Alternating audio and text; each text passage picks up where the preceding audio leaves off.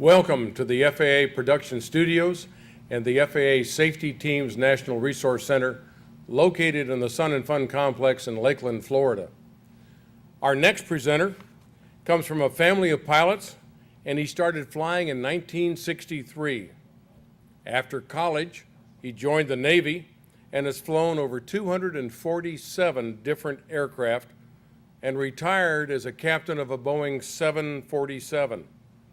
He is currently the FAA Safety Team Manager in Saddlebrook, New Jersey's Flight Standards District Office, and his topic today is takeoff and landing in vintage aircraft. Let's welcome Bob Thorson. Thank you all for the kind words. Thank you very much. Good morning, everyone. As Walt mentioned, I'm from Saddlebrook, New Jersey, and I also do part of the lower New York State area. And I want to talk specifically about some of the operations that I've seen in the last several years on vintage and surplus aircraft. Now, I have to give you a slight definition, and when I say vintage, I'm talking about most of the airplanes that have round engines that are over 25 years old. And the surplus aircraft are those that we know that have a military history and have been set up as I guess a recreational or leisure airplane, many of the ones that we see all over the world flying. This may be a little bit different than what you're used to seeing for a definition of warbirds, and as we go on, I'll get into more specific definitions. I'm Bob Thorson. Walt gave me an excellent introduction, but I'd like to tell you that I'm a pilot just like every other one of you in the audience. I've flown for the airlines, I've flown for commuters, I've flight instructed, and I've flown warbirds. I've pursued aviation as a vocation and also as an avocation. It's given me a lot of great years. I have a great deal of passion about it, and you'll see that as it goes on. And most of the people that know me that I'll have grease on my hands and elbows 10 minutes before an air show, and I'll be out there flying the airplane as well. I want to take just a second here to thank a lot of people because I didn't make this speech on my own. Doug Rosendahl from the Commemorative Air Force and I talked quite a bit. What I'm going to say today is maybe not too different from what you heard at the National Warbird Operators Convention a couple of months ago. And I'd also like to thank the EA and the EA Warbirds chapter for putting Sun and Fun on and sponsoring these types of forums all around the country. We're here because my basic job is to reduce accidents in my specific area by education and outreach, and this is one of the things I do. I don't only do warbirds, I do helicopters, general aviation, and air carrier work as well. I just picked this warbird topic today because it's near and dear to my heart and it's a lot of fun for me to do. So we want to talk about some of the things that I've seen by history and also by the statistics, and then I want to tell you a few things that we can do to lower the risk. In other words, mitigation strategies for flying warbirds and also vintage airplanes. I'm going to do a historical piece first about what the statistics tell me. The statistics were prepared by the Accident Investigation Office in Washington, D.C. Hopefully, this is a custom presentation of these statistics, and I've taken some liberties when I did that. I took the helicopters out because a lot of them were used in law enforcement, and some of them were used in agricultural work and external load. In other words, they were previous military airplanes, and public agencies took them over to use. We want to talk about education and outreach because, frankly, I wish I could do something so easy as to reduce the accident rate, because I can't do it. You really have to do it. I need to convince you and every one of you that fly airplanes to do some type of strategy and some type of planning before you fly to reduce the accidents that you may put yourself in a position to get involved with. I think a little bit earlier in this week, one of the other FPMs from Washington, D.C., Karen Hart, talked about risk management. I'm not going to go into that deeply because I think most everybody at this point in time understands risk management and what we're talking about. Basically, you look and see how you can get yourself in trouble, and you do something about it before you put yourself in that position. And then once again, I want to talk about best practices, because there are some things that pilots do as a group that are best practices that reduce the chance of you having an accident. I took a 10-year cut out of the statistics from 1999 to 2008. And the people in AI 100 gave it to me in a Excel spreadsheet with just the numbers. Now, these aren't, I should kind of correct myself, because these aren't rates, these are actually counts of worldwide Warbird accidents. In other words, every one of those dots represents an accident over that 10-year period in the world. And you can see that there are unregistered airplanes that are Warbirds flying outside the United States. Some in the Pacific, some in the Caribbean, and some up into Canada. But the bulk of them are pretty much within the domestic United States. Here's what, if you enlarge a domestic chart, here's what it looks like. And you'll see that, unbelievably enough, there's an even geographic distribution across the whole United States. You might notice that if you get out into the Los Angeles basin, that there is a cluster there as well as around this area. And I think that's because there's quite a few Warbird owners in those areas, and I think that the more population you have, and you look at the accident by counts, that's what you're going to see, just a higher count rate in those areas. I don't think there's anything statistically significant about it. I had somebody from our 290 branch in our region up in New York, who is a statistical analysis agent, go back and look at all these things and see if he could come up with anything. And the only thing he told me was that there were a high number of accidents during maneuvering flight. We'll talk about that when we get a little bit further into the presentation. If you look from year to year, it's kind of interesting. Since 2001, it's been trending down, and I'm certainly happy about that, and I'm sure a lot of other people are.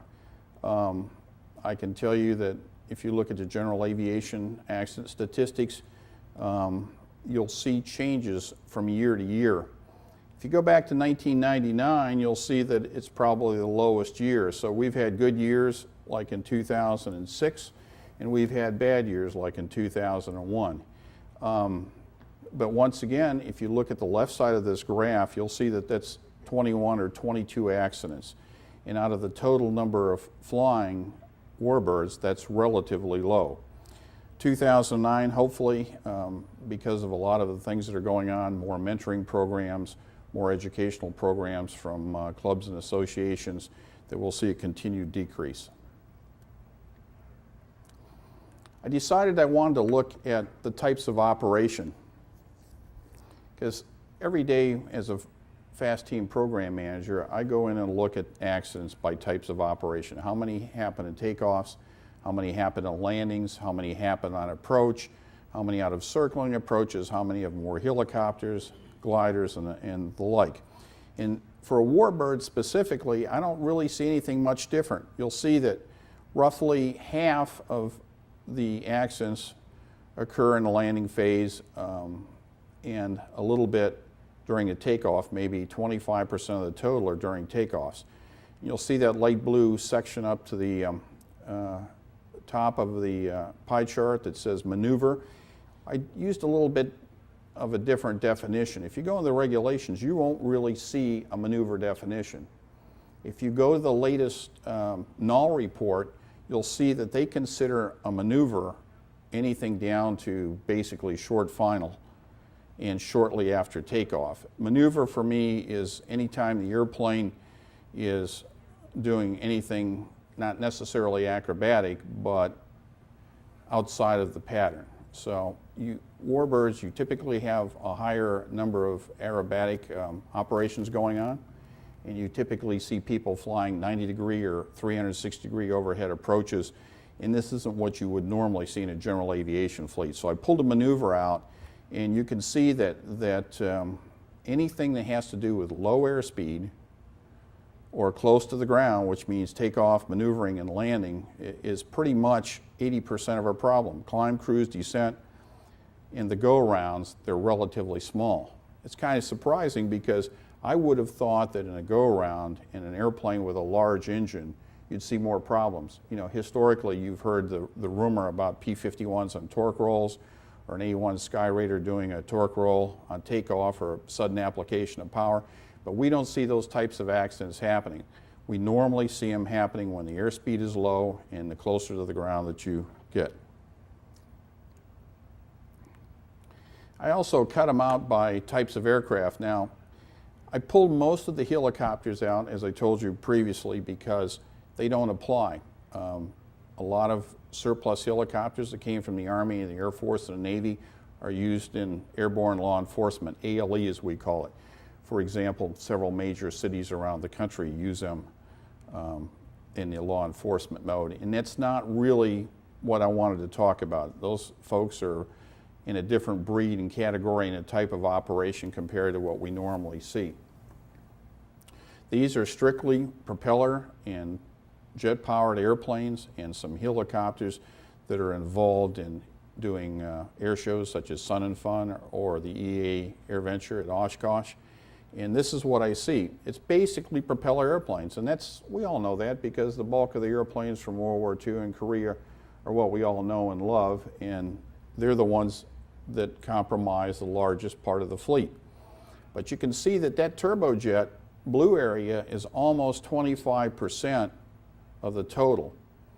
And as you look at the statistics like I do on Monday mornings and most mornings, there's a fairly large number of classic warjets or warbirds that are having problems, and that population is growing tremendously as well. So we need to reach out to those folks and talk to them about some of the things that are going on today. I can tell you that the guys that I hang out with are probably all my age and in their mid-60s, and we're not the 18-year-olds that were flying the F-4s in Vietnam and the A-5s and the A-4s and the Skyraiders and all the different airplanes. So we're later in life, and we're probably not as quick as we were when we were kids. But having said that, we're still making almost the same accidents that the general aviation population does on a day-to-day basis. The only difference is if you have an accident in a Warbird, the possibility of a fatality or a very serious injury is much higher. And I think it's got a lot to do with people pushing the envelope. And maybe as you get older, you might think about what you're doing a little more carefully and not putting yourself in an area where you can't dig yourself out of. Let's get into the education part about this. I saw this the other day, experience is what you learn shortly after you needed it. And there couldn't be a truer statement anywhere. I can tell you that I've learned some things on my own because of my own view of aviation. I used to dig and push the envelope and experiment. I started out when I was in the Navy doing things that most people wouldn't do with an airplane. I had a license before I got in the Navy, and maybe that was part of that culture. And of course, it was a time of War of Vietnam, so I really didn't think to the future. If I could get through the war, I would have been happy. I was only looking a few years ahead. But we don't want to do that today in Warbirds because most of these airplanes are older airframes, so we want to fly them gently. The pilots are older, so we want to be careful that we're in shape, physical shape when we get there. And we want to think about what we don't know about the maintenance and the operation of this airplane that we should know. Part of the human factors, part of aviation is that we are human. We're human beings, and believe it or not, we're not robots. We make a lot of errors. Friends of mine always tell me that the best pilot doesn't worry about the errors he makes, but he has a whole bunch of recovery procedures in his pocket that he knows how to pull them out and get himself out of a problem he may get himself into. And I want to talk about some of these that are specific to Warbird and vintage airplanes. One of them is age and physical fitness. As I mentioned, I wish I could jump up and do things that I used to. I can't. I mean, my brain still thinks I'm 18, but my hands and eyes are not 18. And so I can't do that. The other thing that I like to bring up, I call the Yahoo factor. Now, I learned this week at Sun and Fun that there are several other pilots around here that understand what I'm saying, but they call it differently. Like Corky Fornoff calls it the yippee factor, and you may have noticed that on the belly of his airplane, he's got yippee on there, which is great. But it basically always goes down to the loss of inhibition. And what I'm going to talk to you about a few things that cause this loss of inhibition and put you into a position that you didn't want to go to in the first place. I want to talk about egos. Everybody's got an ego, and Warbird pilots have fairly large egos. And rightfully so, because they've gotten to that part in their flying career that they can afford an expensive airplane. They got qualified in it. They're very proud of it. They've probably spent many hours working on it, restoring it, polishing it, and that generally strokes your ego. But I want to tell you about the downside of that and how to keep that under control. Habit patterns. You know, flying is a habit, believe it or not. And what you do every day in training, in testing, is what comes out when you have an emergency. So if you don't do it today, if you don't train right today, if you don't test right today, when your time comes, you won't be ready to perform. The other thing I want to talk about is awareness. I mean, one of the biggest terms in aviation is situational awareness, but I want to talk to you about it in a broader term, about just general awareness of what's going on and how you can change your awareness by a close-in focus and a distant focus in what causes that to occur. Let's get into the specifics about age and physical fitness. Everybody's got a chronological age and everybody's got an actual age. You can look at any of your friends, and some people age better than others and some people don't age as well. And depending on your occupation, you may keep your muscles up to a better strength than someone else. If you're flying some warbirds like an A-26, it takes a great deal of arm strength to muscle that airplane around. Other airplanes, the fighters, they're fairly light on the stick. You don't need that much muscle. But if you're my age and I'm going to fly an A-26, you're going to see me at the gym much like the Blue Angels are at the gym every day, working on my upper arm strength because I know I'm going to need it in that airplane for a lot of maneuvers. The other thing is chronologically, certain things happen to you. You probably sleep less as you get older. One of the most interesting sleep studies I just saw said that you're really not awake until 20 minutes after your eyes open. In other words, you're awake and you sense that you're awake, but you're not fully functioning until 20 minutes later. Think about those poor Battle of Britain pilots who were sleeping in the grass, and 5 minutes later they're up into their Spitfires and launching and climbing through 4,000 or 5,000 feet, ready to engage in a battle. I bet you most of them were at their peak performance. Same thing flying your airplane. If you're not well rested the night before and you're not ready to go fly it, don't do it. And as you get older, don't think that you can do it like you were 20 or 30 or 40 because you just can't do that. Believe it or not, and I know people don't like to hear this, flying is a demanding physical sport. And my AME happens to be a very good one. He is a senior AME and he's also a lawyer, so I get the benefit of asking him legal questions about aviation while he's giving me my medical examination. And we talk about it being a demanding physical sport all the time.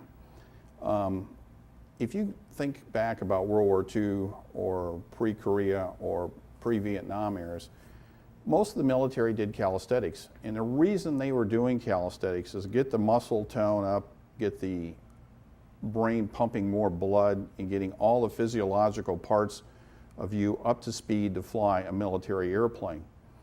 Now, I can't tell you how many people that I know don't do that. If you're flying a P-51 today, the same physical demand is on you as any of the pilots in World War II or Korea. You need to think about that. I'm talking about some physical conditioning. I'm not necessarily talking about the grueling physical conditioning that maybe the Blue Angels go through, prior to show. But if it's spring, like it is now, it's the start of the Seymour Johnson Air Show, is the start of the air show season this weekend, you need to have gotten yourself into some good flying physical condition before now. You need to start thinking about it back in January and February, and so that there's less of an impact upon your ability to fly. If you're not physically fit, you're not going to do as well. If you have a problem, you're not going to be thinking as well. If you're pulling a lot of G's like some of these acrobatic pilots out here, it's going to tire you out a lot quicker in a routine. And then you start losing your edge that you keep up. The other thing is at shows and anytime, the heat and dehydration is a very serious issue about physical fitness. On any given day, I can tell you that you should drink probably between 5 and 8 glasses of water. And if you're at one of these shows, you should be probably drinking a lot more. If you look at most of the competitive people in the International Aerobatic Council, you'll always see them walking around with a water bottle, and there's a very good reason for that. Your body needs water to make you provide peak performance and also peak mental performance. If you fly in an airplane that's got an open cockpit or a glass canopy, this is taking the water out of your body at a much higher rate. And I can tell you, I've flown a B-17 probably for 16 or 17 years at Memphis Bell with Dave Talashe. And at the end of a day, I probably have lost 5 to 6 pounds of water loss just sitting in that. And it's not an all glass canopy. I mean, we have plenty of windows, but it gets so warm in there, there's no air conditioning. So that's another part of this physical fitness part of flying. Doug Rosendahl and I were talking about the use of oxygen, and we had differing views, and I'll tell you why. I've done a lot of my Warbird flying in England. And you'll see the people in England always have, in their Spitfires or any of their airplanes, Hurricanes, they have their oxygen mask on shortly after start because there's a great amount of carbon dioxide coming off the engines. And we should probably think about that with our flying in this country. If you have an oxygen system built into your airplane, I would suggest you use it. This is also true for the cross-country part because I noticed that a lot of the Warbird guys are flying higher and higher to stay above the terminal flight restrictions, TFRs, so they don't have to worry about getting violated. What they're doing is they're flying up in the mid-teens. Put that oxygen mask on. I know a lot of people can sustain flight at 12 to 14,000 feet without oxygen, but I'll tell you what, after a 2 or 3 hour flight, when you come down into the pattern here, you're going to see a tremendously reduced performance if you're not breathing oxygen. The other thing is if there's a fire in your airplane, you have that oxygen mask on and a helmet on, you've got maximum protection. There's been a couple accidents in the last month of pilots and Warbirds getting severely burned because they didn't have the proper flying equipment on. Nomex gloves, Nomex flight suit, oxygen mask covering your face, and a helmet. The last thing I want to talk about in this area is fatigue. I flew 767s and 747s most of my life for an international airline, and I can tell you that I've been on my hands and knees after flying for 2 or 3 days, particularly coming back from Tokyo. My body would just not adjust to the time zone. I've tried all kinds of techniques. I've sat outside in the sun. I've changed my eating habits, more protein, less carbohydrates, and everything I can. But in the end, your body, when you move those circadian rhythms by crossing time zones, they need a certain amount of time to catch up. And if you don't do that, and you come to a show and you've just been on the other side of the earth, you're asking for problems. Or even if you just want to go train in your Warbird on a Saturday. I can tell you that when I was in England, there was at least 2 or 3 accidents of pilots who lost control of the airplanes doing very low altitude acrobatics. And when they went back and looked at their history of what they had been doing the last 4 or 5 days, they were out flying on a different part of the earth and they were very tired. They got back home, they probably had 4 to 6 hours of sleep, and they were at an air show doing acrobatics. That's not really good. I mean, you're setting yourself up. If you don't think about these things and give yourself a breathing room and making sure you're fully rested, you're going to cause some problems. There's also cumulative fatigue. If you're on vacation and you're spending a week or 2 someplace else and your body gets adjusted to, say, Italy or India, and you come back to the States and you want to fly, I think I'd give yourself a little bit of a breathing room on that as well. The Yahoo factor, or the yippee factor. The psychological term is a loss of inhibition. I did some studying on this with Scott Chappell, who is one of the noted human factors guys in the United States. And it's kind of amazing that it really goes back to your personality trait in your earliest childhood. I don't want to get too much into the psychological part about it, but I want to tell you some of the triggers that you might see to cause you to get a loss of inhibition. Now, I can tell you there's probably not a person watching this presentation today that hasn't thought about getting in the airplane, pushing the power up, snapping the gear up, keeping it low to the runway, and pulling up into a barrel roll at the end of the runway. Well, you know, if you have all the waivered airspace and you have all the credentials and you've been approved by the authorities to do that, good luck. But the problem is that everybody has that in their mind, and most people don't do it because that inhibition prevents them from doing that type of maneuver for a variety of reasons. But there are some personalities that don't have that high of an inhibition, and they will do a maneuver like that. Two of the biggest triggers that you're ever going to find, and particularly at an air show, are the camera or peer pressure. If I'm flying in front of people that I know from the military, or I know from the Warbird scene, or at some of the air shows that I go to every year, I have to really tell myself, don't go so low, don't do certain things, because I know that they're looking at me, and at the end of the day say, gee, you know, you weren't at 200 feet, you were at 300 feet. Or gee, that watermelon drop didn't go off very well, you were like 1,000 yards away. That little subtle hazing that goes on after an air show. So the peer pressure puts this on you, and you want to be aware of this. You know, don't do that, because professional discipline in aviation is everything, particularly when you're flying Warbirds. The other thing is the camera.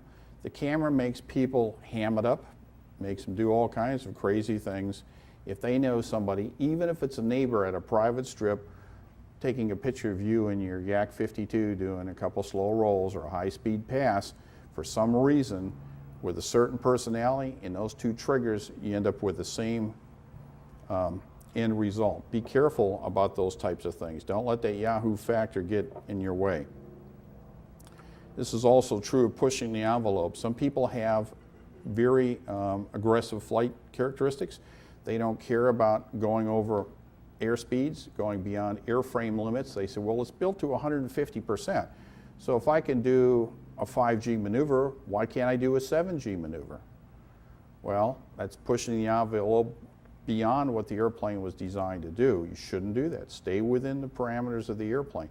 And the older the airplane gets, you know, these things, it's really hard to tell if you're flying a wooden airplane, how good is that glue bond? Is it going to hold together?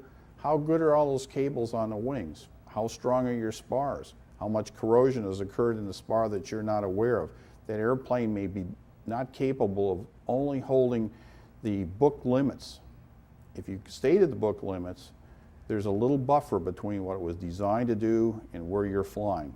So don't push the envelope. Don't try maneuvers that your airplane is not designed to do. I watched somebody this week do something. I've seen a couple things this week that I personally would never do, and I doubt if Bob Hoover would do it.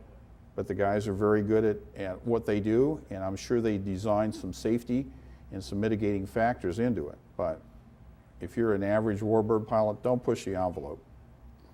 Don't do new maneuvers without training practice.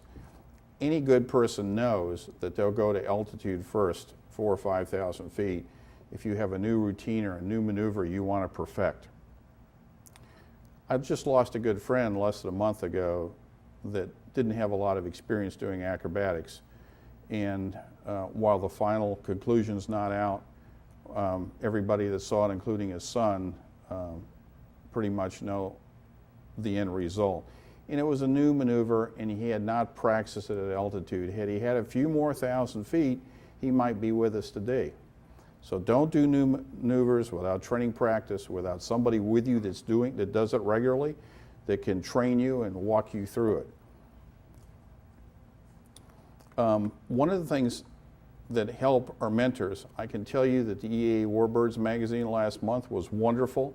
They brought up more safety issues and more mentoring issues than I've ever seen. Mentoring typically can happen within a group of pilots. It can happen through an organization such as EA Warbirds, Commemorative Air Force, CJAA for the jet folks, and any other number of ways. The guy that originally taught you how to fly. But if you mentor somebody, try to keep them under control. I have a couple of young kids that I got into the National Guard, and we have a lot of talks about they have a lot of energy. I said, please don't get yourself too far on that limb. They're pushing all the time, and they're good, but I try to rein them back, and I would suggest that you do the same thing. Pay attention to the articles in these magazines that mentor, and pay attention to your friends that fly the same type of aircraft. I talked about egos. They come in varying sizes and shapes. You can't say that every P-51 pilot does a certain thing or every B-17 pilot has a certain characteristic, because you're not in the military. You haven't been psychologically pushed into a hole or tested to be a fighter pilot or a bomber pilot or whatever it may be. So we have people of all different backgrounds, some people that are working in industry, in the stock markets, that are doctors, that are plumbers, that are one of everything, and FAA inspectors like myself that do air shows, and you have all different kinds of varying egos. So when you're flying with somebody, particularly in formation, get to know them, spend some time with them. I don't let anybody fly on my wing unless I know who they are, much like I won't work on a flying airplane unless I've worked on it and I know the mechanical condition of it. Ego and peer pressure. If you get pushed with a large ego by your peers too much, what will happen is they'll pull out of the group. I was at the Reno Air Races 3 years ago, and one of the world-noted astronaut was there. And I wanted to go up and say something to him, but whoever was running the air show, and he had some kind of a conflict. And a group of Warbird pilots that were running the pylons there, I guess must have been tough on him. So he decided that he was going to sit over in this row and separate himself from the crowd. And that's, when you see that, the first thing you want to do is, if you get a chance, get with that person and bring them back into the group and keep them within that group. Because when guys start going off on their own, that means their ego is out of control. Don't let that happen. And don't let that happen to you in particular.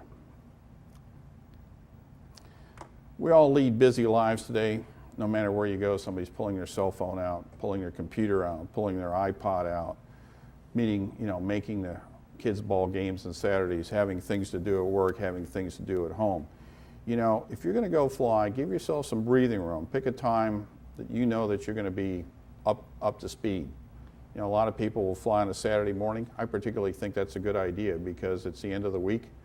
You can sleep in and you're rested and you're ready to go. But don't let your time or your schedule pressure you into doing something. A lot of people say, their egos come and talk and say, I can do anything. I can do anything with any amount of time.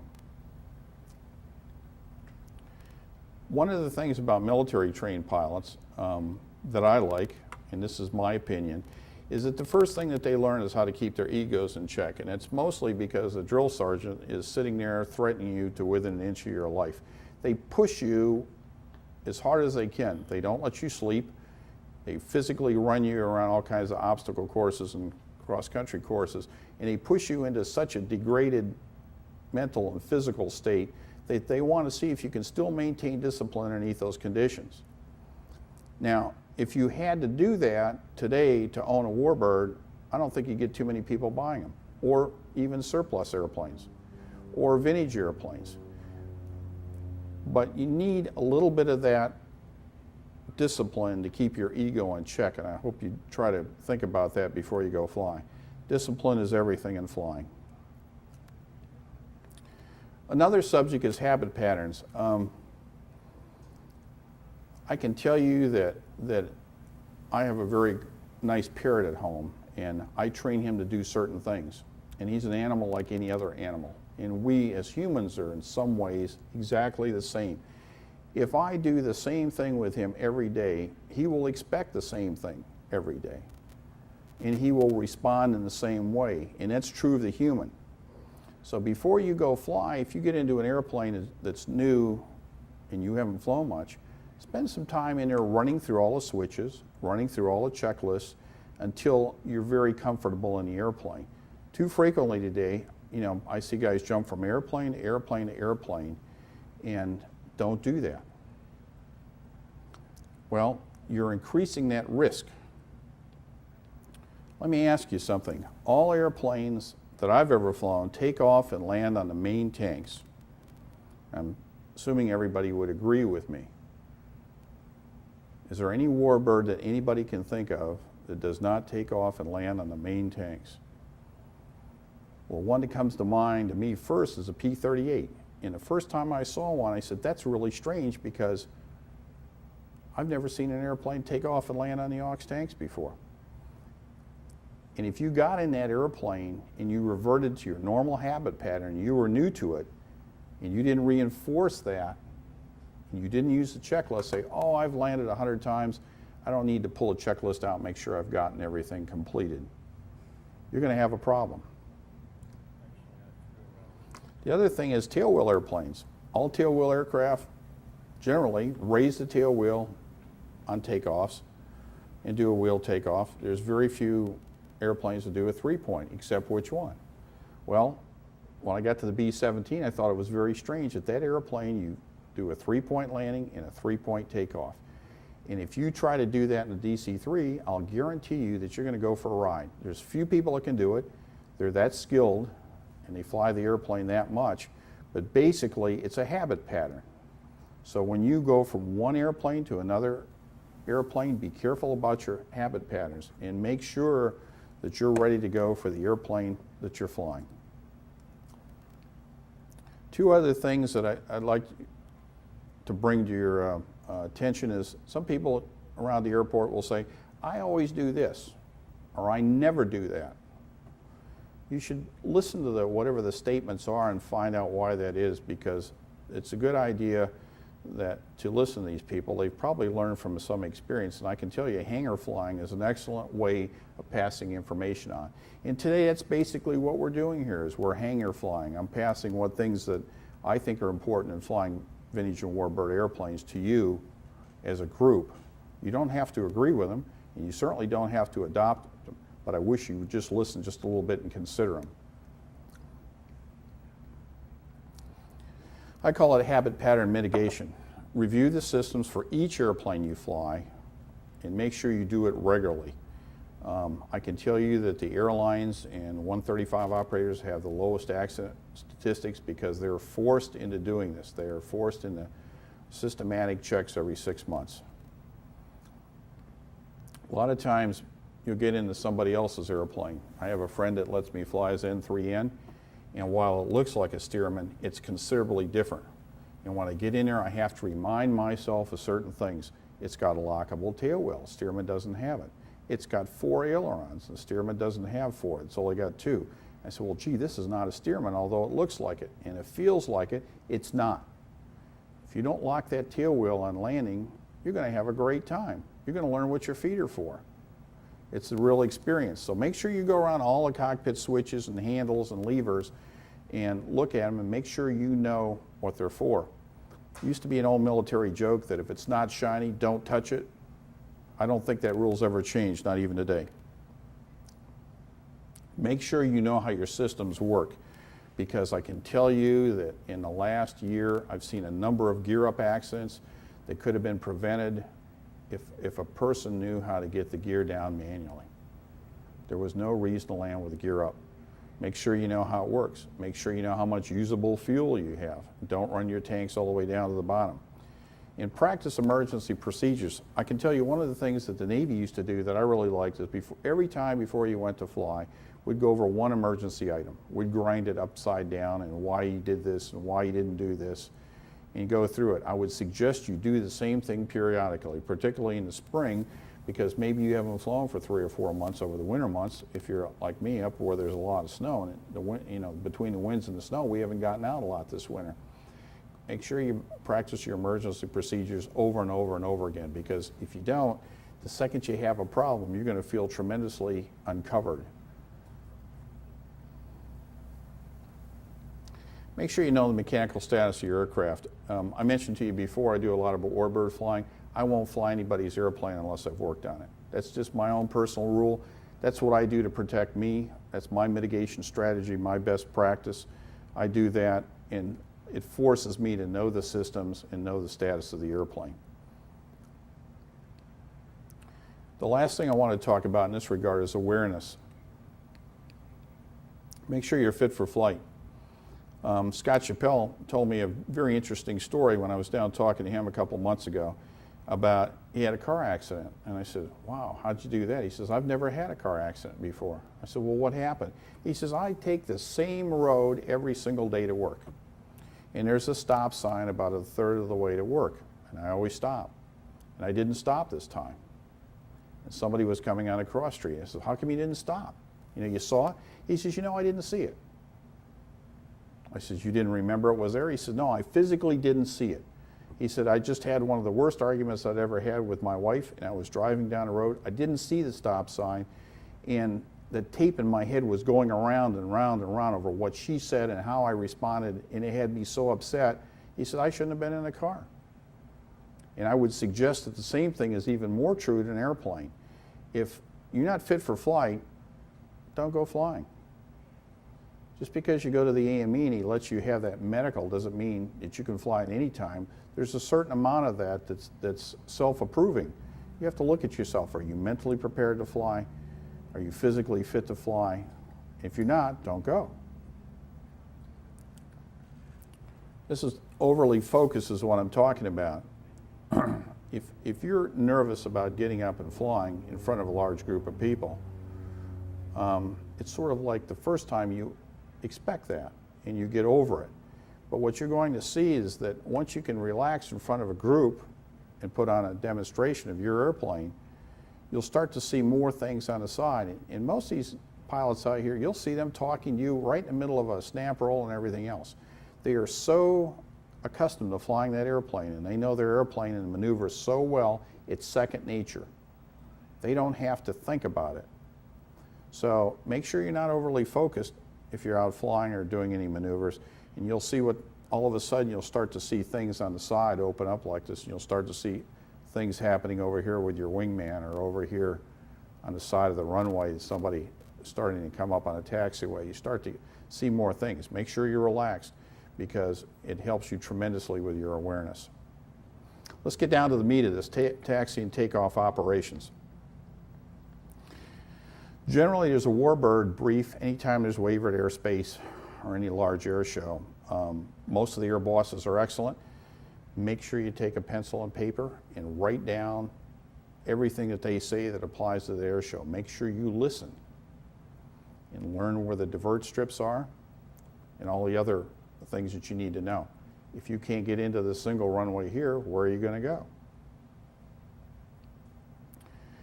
In the FAST team, we've been pushing lately as ground operations are a critical part of flight operations. For some reason, people don't think there's any risk to them at all when they're on the ground.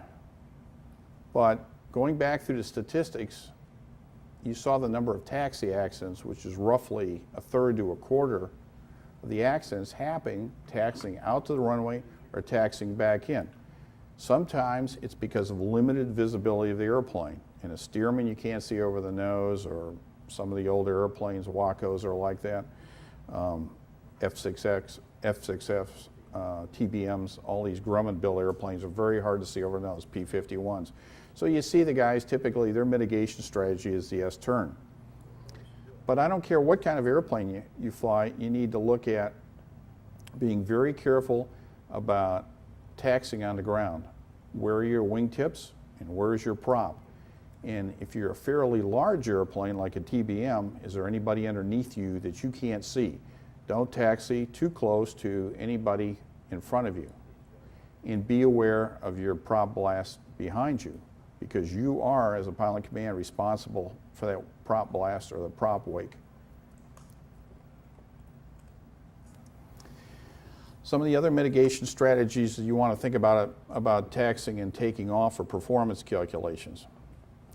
I've noticed when I give instruction or I go out and do these like pre-flight clinics that we have outside here, nobody is really looking at how many feet it takes to take off or how many feet it takes to land your airplane.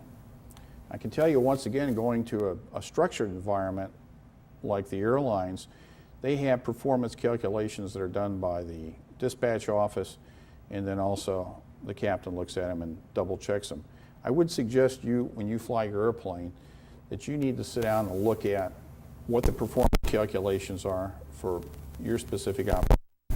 If you're in Denver, obviously you're going to have a higher ground speed and require more runway than at Lakeland. But of course it's damp here, and it's, I think yesterday it was some 90 degrees. That's going to decrease your performance a lot of both your engine and the wing. Go in there and look at the book, and most Warbirds have excellent performance charts.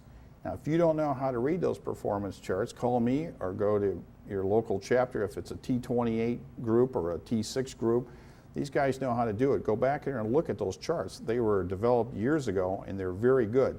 They'll tell you exactly how many feet it'll take you to take off and land. The other thing is when you go, watch how many feet it takes you to get off the ground, and then compare that to what the book says. You may notice that for 100 low lead gas, you may not have all the performance that you would have gotten out of 115, which is no longer available. On our B-17, we're the only one in the world that has turbos, and those turbos make up for a lot of that. So I can tell you that I watch our takeoffs versus everybody else. We normally get off a little bit shorter. Thank goodness we have the turbos. But if I went to fly a non-turbo airplane, I'd have to go back and look at those performance calculations and make sure on a hot day that I have enough with the gas load I have to get where I'm going, and also to get out of that size strip. So please do that. I mean, these are things that most people are taught at the private pilot level, and I'd like to reinforce, you know, at your current flying level. Weight and balance is something else.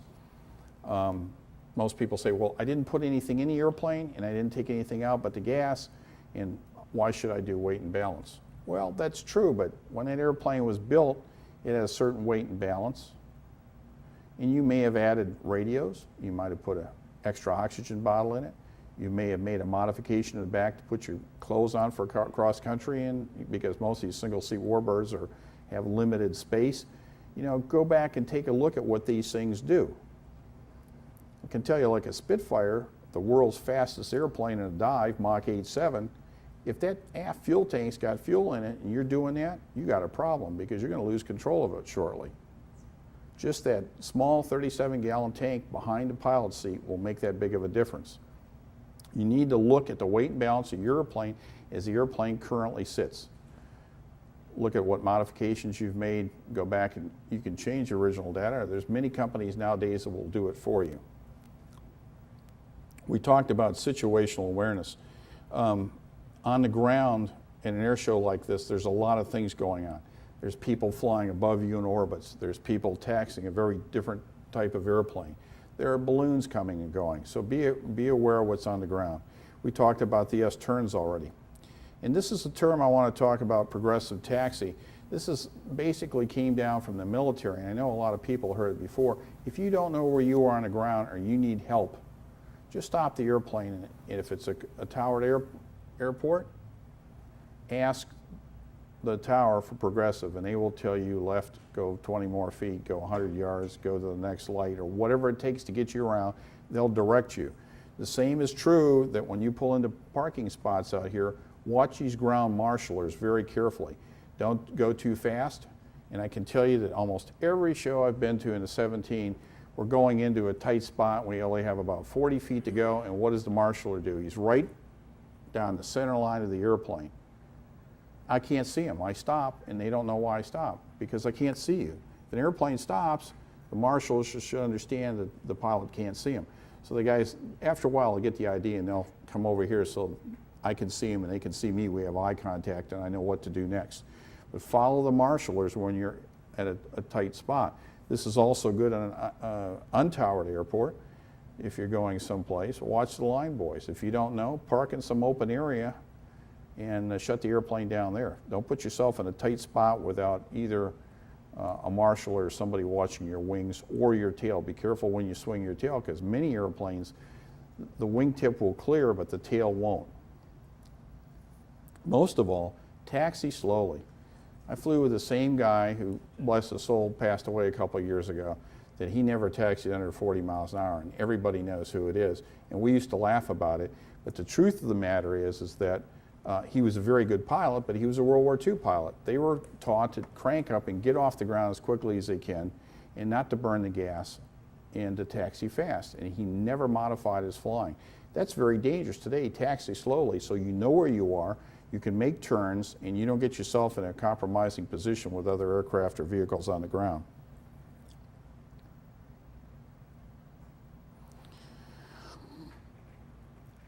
If you're flying into a towered airport, pattern entry is not too much of a problem. They pretty much tell you where to go and how to enter the pattern.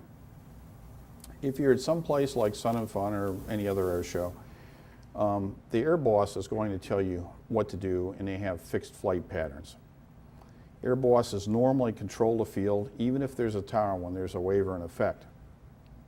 Here's a couple things that we talked about already, but I want to add some Warbird specifics to it. In an uncontrolled field, in other words, there's no airport traffic, no air tower, control tower there, slow to pattern speed. And this gives you time to make decisions about adjusting your pattern if you're unfamiliar with the field, and also to look for other traffic. Make sure you enter at the proper altitude. Now this is a little tricky because some people are used to flying at 800-foot patterns. Some people that are in heavier bomber type airplanes are at 1,200-foot patterns, and sometimes local regulations dictate non-standard right or left hand patterns and non-standard altitudes. Where are you going to find that? Before you go, look in the airport flight directory, that little green book, and normally they tell you. Also, AOPA has a good airport directory, gives you all that information. Maximize your outside scanning all the time. What do I mean by that? If you're coming into the field, get your gear down early. You know, you don't have to be Jimmy Jet and put it down at the 180. You can put it down farther back in the downwind. It gives you time to do all your pre-landing checks and make sure that you're properly configured for landing. Now you have time to look at the traffic ahead of you and look for other people that may be in a pattern that you missed or someone else missed. This is kind of what I like to see. The V, the big red V on the end of runway 27 there is what your final over the approach speed to. And just generally what I do is I add 10 knots increment to each one of them. Now, is this a hard fixed rule? No, because some airplanes are different. But generally this will get you slowed down, that if you enter the pattern 40 knots over or 40 miles an hour over your final approach speed, you'll be able to handle this. This also prevents you from getting yourself into an overshooting condition on final approach if your speed's down. And it helps you get your hand and eyes coordinated to that slow speed flight that's required for landing. When you land, there's a couple things. Do you want to do a power off landing or a power on landing? I can tell you that it's a power off landing is a thing of beauty, and most people are always taught that, but there's certain conditions that you might want to think about keeping some power on, besides a crosswind. I'm not going to get into crosswinds. I think everybody knows what to do there. But I can tell you when I started flying a B-17, everybody said, gee, you really do good landings, but why are you landing with power? I said, well, I want to control my touchdown, and I want rudder effectiveness all the way through the flare, and I don't want to worry about doing this down the runway. They said, yeah, but everybody else just pulls off the power. And I said, well, how's their landings compared to mine? Oh man, we're hitting the ground and going off the runway sideways in the grass and all. I said, I don't want to hear about it. I understand what you're saying, but when you have a power off full stall landing, you don't have anything to work with at the last few seconds. And that's normally why you see loss of control on landing accidents, because they're power off and people don't consider that maybe they should do a power on approach. Maybe you haven't flown for a couple weeks or months. Make sure you manage your flare smoothly. Don't do one of these searching for the ground. Make a nice flare, give the airplane time to settle. Crosswinds, I'm not going to talk about, but I am going to talk about bounce recoveries, because if you make a bad landing, make sure that you're comfortable doing a bounce recovery. There's two ways to do it. You can go around, just put the power to it, and make sure your right foot comes up with the power, or the left foot if it's one of those Russian-built engines, and go around properly. There's nothing wrong with going around. Or, you know, some airplanes, if you're so low and your airspeed is low enough, Just hold the yoke back, just release the pressure just a little bit and let it settle down on its own. Two different types of bounce recoveries. If you don't know, go out with an instructor and work on a couple and see what works best for your airplane. It's okay to go around. If you need to, do it. Nobody's going to complain about that. Make sure you do a stabilized approach. I like to think 300 feet per nautical mile. If you're a mile out, you got to be 300, 600, 2 miles, 900, 3 miles. That's pretty typical for most airplanes. I don't know any other airplane that doesn't do that, but make sure you're stabilized and under control, not decreasing airspeed. We don't do decreasing airspeed or what they used to call decelerated approaches anymore. Just fly a constant airspeed, constant rate approach down. Good landing is a good example for everybody, you know, but look at all these factors that come in here. If you're going to land, run all these things through your mind. How heavy is your airplane? How much runway do you have to work with? How fast is the aircraft? A lot of times what I'll do is if I go into Geneseo with a B-17, if it's early morning and know the grass is wet, I'll make a power off approach. And it might not be a perfect landing, but I know one thing, that I'll be stopped on the wet grass in 4,800 feet. Make sure you don't have a tailwind. A lot of people get caught with a tailwind and they don't realize that a tailwind tremendously increases the amount of runway required for takeoff and landings. Make sure you're on speed. I can't tell you the number of times that I've seen accidents the last year where people are way too fast. They say, well, I had a crosswind. Well, that's fine, but you still need to get yourself down on speed. Make sure you respect that stabilized approach. Make sure you know if there's a required height over the threshold that you use it. The other thing is when you land, put your brakes on. That's part of the goal. Once you're down on the taxi, don't relax now. It's not over. A lot of people relax and they say, well, that's it. I said, well, it's not it. You're not down yet. When you're in the chalks, then you can relax. Half the accidents occur leaving the runway and taxiing back to the ramp. So just slow down, do your S-turns. Stop if you don't know where you are and ask for progressive. Follow your ground marshals in tight spots. And make sure you know what those marshalers' instructions are. If you go to a military base, you may see something slightly different than what you're accustomed to seeing in the Airman's Information Manual. Just a couple seconds on the safety culture. Like I started out this program saying, I wish I could reduce the accidents, but I really can't. I have to sort of talk you into doing it, you know, making me look good. But you know what that takes? Every person that has a pilot's license needs personal dedication and accountability. It's your attitude and your behavior that determines whether or not you're safe.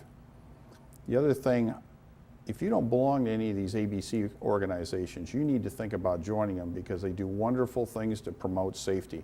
They have processes, they have methods, they have people you can talk to about your specific type of airplane. You're going to have to make a commitment. Aviation is not the J3 Cub that I started out in, where I went out, got a service aid teletype, looked at the weather, and went flying. Well, it's blue, we can go flying now. Those days are gone. It's a little more sophisticated, so you need to make a commitment to learn and to work on things beyond simple adherence to a checklist or procedure. You need to think about keeping a commitment to excellence in your flying and listening to mentors and also spending time studying your airplane and doing something for proficiency training. We like to push in the FAST team the Wings program. And I do it, I love it. I do all these online courses. I'm continually seeing things in there that I'd forgotten about years ago. If you need regulatory information, www.faa.gov has a lot of information. And if the safety team, which supports the production studios and everything else, you can find us at faasafety.gov.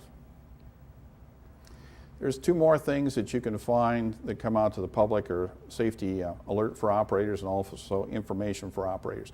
If you join faasafety.gov and you do proper notifications, these information tools will come to you along with such things as advanced notification of TFRs, which is a fairly big subject nowadays. If you have questions about regulatory guidance, please go to the FSDO guys. This website here, fsims.faa.gov, has most everything that inspector has, and you can find whatever you need from, can I put a data plate on my airplane, to any other kind of training question. The FAST team's the ombudsman to the rest of the industry, and we want you to come to us and talk. We don't do certification, we don't do surveillance, and we don't do enforcements, because we want to be able to have an open discussion with you about all kinds of topics. So